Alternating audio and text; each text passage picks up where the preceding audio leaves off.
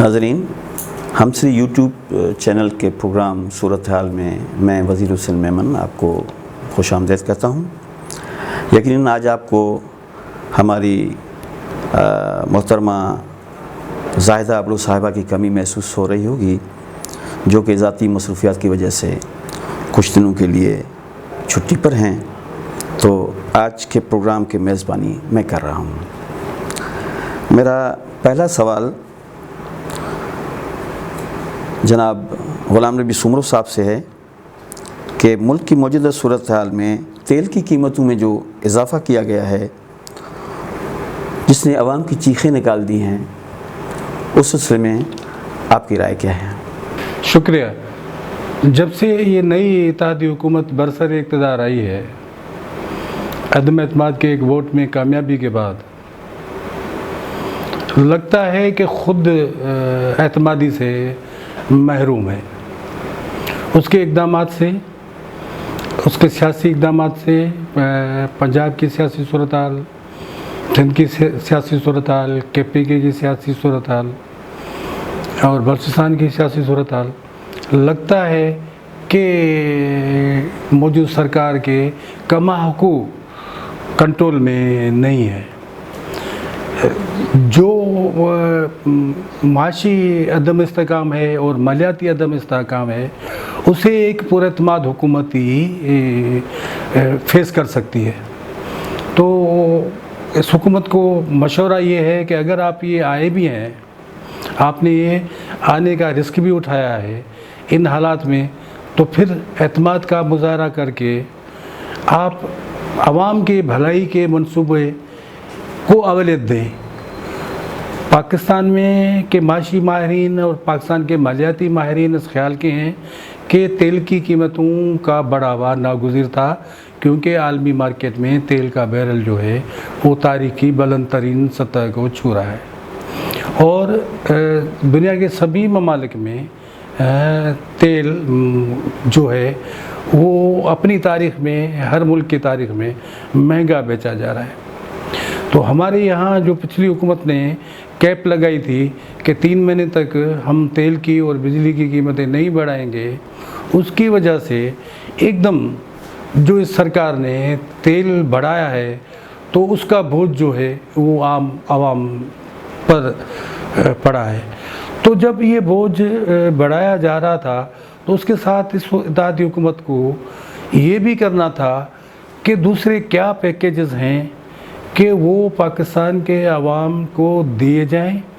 उसके ख़ास तौर पर पाकिस्तान के अवाम की जो ज़्यादा तादाद है वो गरीब अवाम है और गुर्बत की लकीर से के नीचे भी एक बहुत बड़ी तादाद जो है ना वो ज़िंदगी गुजार रही है।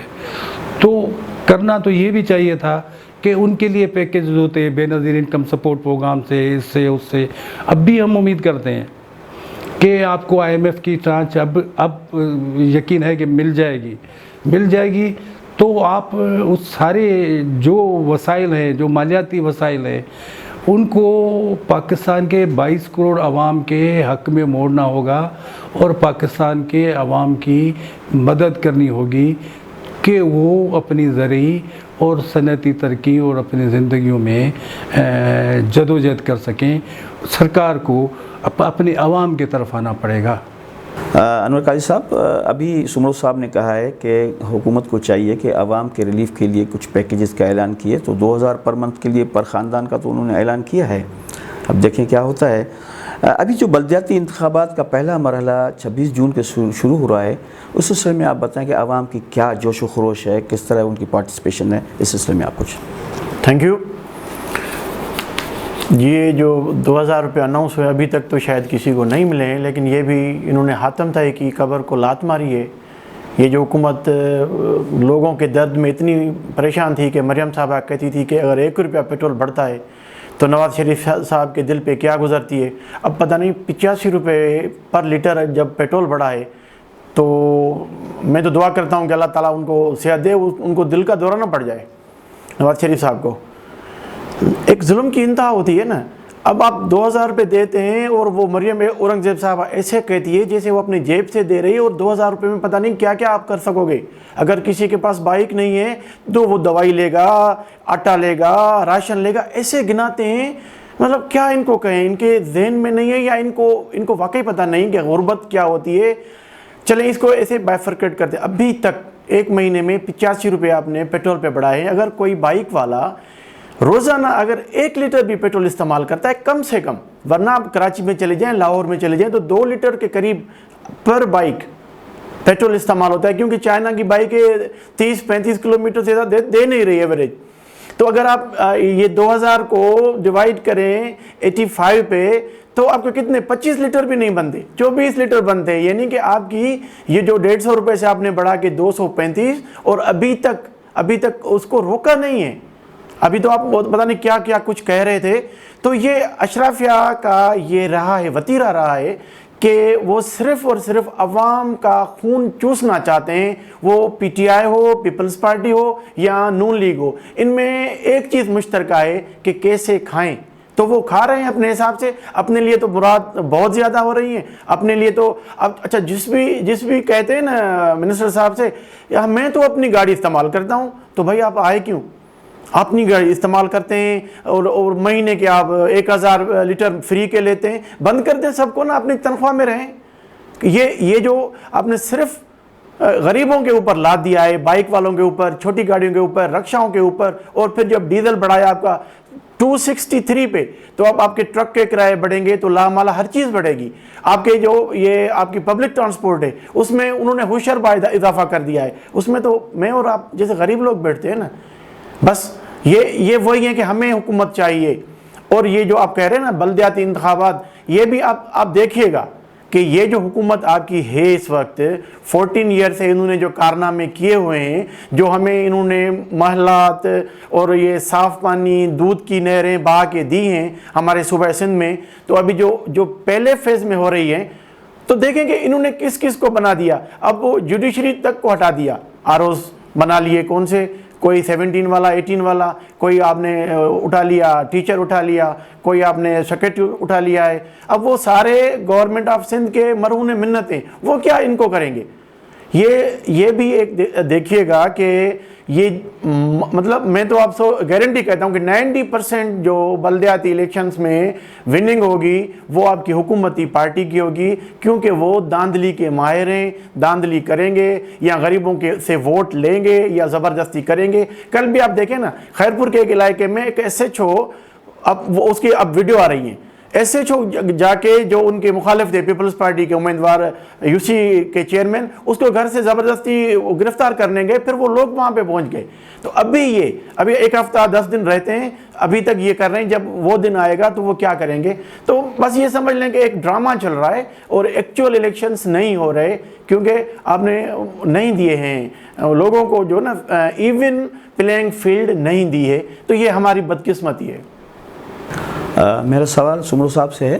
सुमरो साहब, अभी वापडा ने कमर्शियल फीडर बंद करने का ऐलान किया है रात के औकात में, तो इस दौरान मुल्क के मुख्तलिफ़ हिस्सों में लोड शेडिंग होती है, मुख्तलिफ़ हिस्सों में गैस बंद होती है, तो लामहला आवाम को जनरेटर इस्तेमाल करना पड़ेगा, जनरेटर के लिए पेट्रोल इस्तेमाल करना पड़ेगा। इससे आवाम को आपके ख़्याल में फ़ायदा होगा या नुकसान होगा अखराजात की मद में? वक्त परवरिश करता है बरसों, हादसा एकदम नहीं होता। होना तो ये चाहिए था कि ये सब जो सरकार का प्रोग्राम है कि दुकानें जो हैं, बाज़ारें थोड़ा जल्दी बंद हो जाएं 7 बजे। ताजर रहनुमाओं से, ताजर बिरादरी से जो मुज़ाकरात हुए, लगता है कि वो भी कामयाब नहीं हुए। तो ये ख्याल है कि व्यापार भी चलता रहे, बाज़ारें भी खुली रहें, मगर बिजली की बचत की जाए, गैस की बचत की जाए, तेल की बचत की जाए। ये सारी बातें ऐसे हैं कि लगता है कि जैसे मैंने पहले सवाल के जवाब में कहा कि इत्तेहादी हुकूमत सही सिमत में नहीं सोच रही। चलिए, बिजली का बहरान आपको वर्षे में मिला, तेल की कीमतें आलमी बहरान की वजह से यूक्रेन और रशिया की जंग की वजह से, और भी असबाब हैं उसकी वजह से तेल की कीमतें बढ़ गई।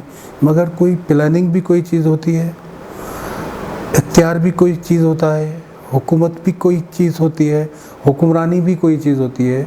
तो अब भी वक्त है कि ताजर बरादरी से बातचीत की जाए और सरकार के नुमाइंदे और हमारे बाज़ार दोनों किसी बात पर मुत्तफिक हों तो बाज़ार को थोड़ा सुबह सवेरे खोलें और रात को थोड़ा पहले बंद कर दें।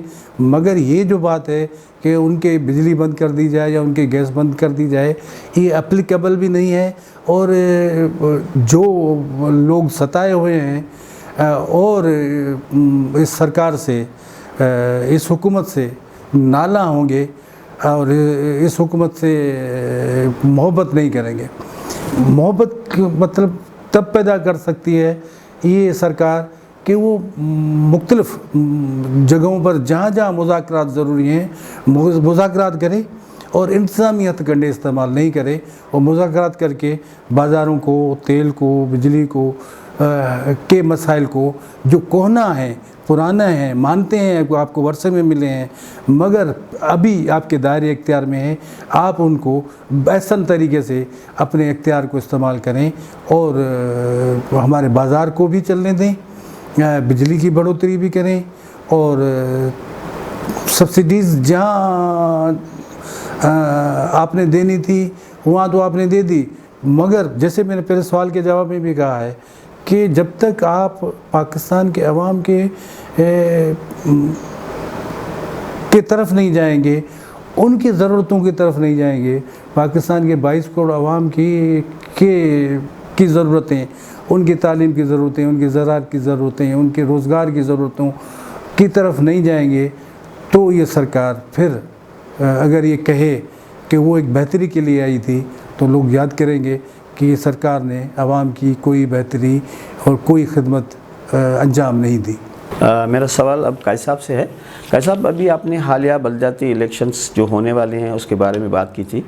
कल जो कराची में NA 240 के इलेक्शन हुए उसमें अवाम की अदम दिलचस्पी कि सिर्फ 8% लोगों ने कास्टिंग की है वोट, तो इस सिलसिले में आप क्या कहेंगे? ये क्या इंडिकेशंस दे रही हैं?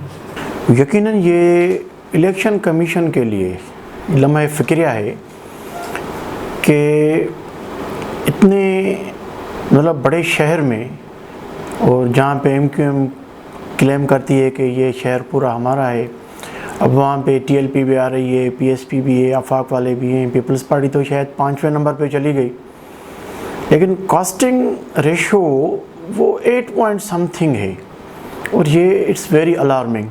इसकी बहुत सारी वजूहात हैं, लेकिन इससे पहले मैं ये सवाल करना चाहूँगा इलेक्शन कमीशन से कि एक MNA जिसने जो कास्टिंग वोट हुए हैं 8 पॉइंट समथिंग, उसमें से यानी कि जो टोटल वोट हैं आपके तकरीबन 5,30,000, उसमें से कोई 10,500 या 10,683 वोट लेके तो 2% बनता है।